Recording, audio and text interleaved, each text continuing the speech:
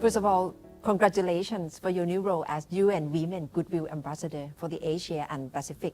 What's your role and what's your mission? Thank you.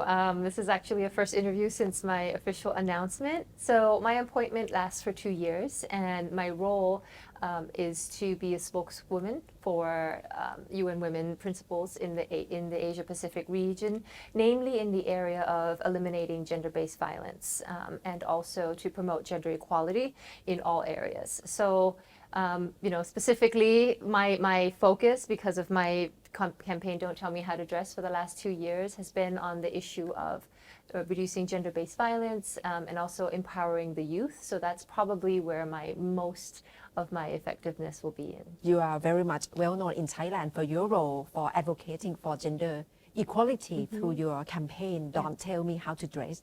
How do you plan to integrate with your new role as UN Women Goodwill Ambassador? I think it's going to be quite seamless in that the UN Women has been my partner for Don't Tell Me How to Dress from day one. And so because of that, I think this is why I have been able to take on to the new role, because of the shared values, amazing teamwork that we've had. UN Women has been my knowledge partner for the last 2 years, and really helping me to guide the campaign and make sure that it is based on facts. So Don't Tell Me How to Dress was born out of a pushback against victim blaming and stereotypes in Thai society when it comes to sexual assault. And so that is something that I will continue on, and because it really is a very pressing issue.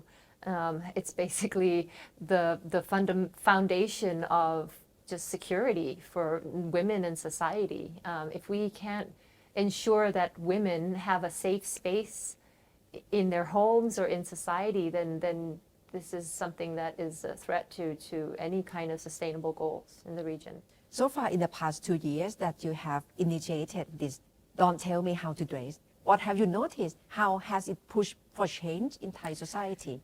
I've noticed that there's a lot more conversation. There's a lot more conversation in this area, whether it be in spaces, universities, on social media. And so that's always a welcome first step in the right direction. If we're going to change anything, we need to have awareness, which is where I think my campaign really just kind of exploded and created there's an awareness of the problem of sexual assault and gender-based violence.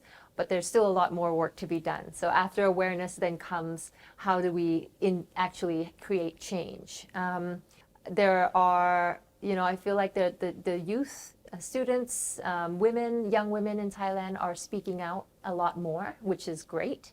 But to have real change, we need a combined effort from not just the activists, the students, but also from public sector and also the government. And so I'm hoping to use my role as a UN Women Goodwill Ambassador in Thailand and also in the region as, I guess, kind of a connector. So I am just from my experience doing the campaign, I was able to connect lots of different agencies and entities. And so there's a strength there in collaborating. And so if we're able to get, perhaps people who never really were interested in this area to join forces and use their resources, then we can create something. So far, domestic violence still very much intact in Thai society. What do you think is the main hurdle or the main factor that make it still very much valid in Thai society? Yes, I mean, the domestic violence, I think, is like I said, is a pressing concern, because it really shows that there's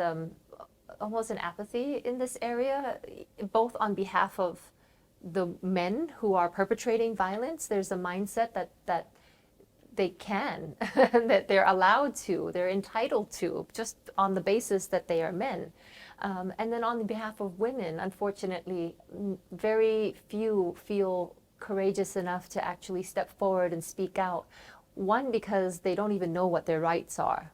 And two, a lot of times when they do, they are shamed or blamed by not just society, but the law enforcement as well. And so there needs to be a shift in the mindset.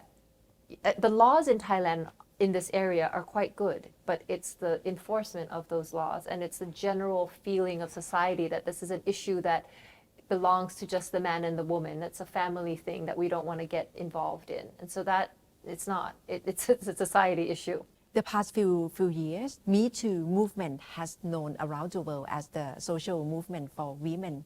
How do you think it impact or have influence on your new role and Don't Tell Me How to Dress? I think it was very fortunate that Don't Tell Me How to Dress happened, and perhaps it was because of the Me Too atmosphere at the time, that when I came out and spoke against, talking about how you're blaming women only for sexual assault based on how they were dressed, there was already this atmosphere in the world for Me Too. And in fact, some international news agencies liken Don't Tell Me How to Dress as the Me Too of Thailand. So I think it was a good timing, and it was a good way to then start this campaign. And since then, I realized that there are a lot more conversations, but to be honest, it hasn't really created the level of change that the other countries who have gone through the whole, changing of the norms and laws for it. And so that's something that we perhaps still need to experience here.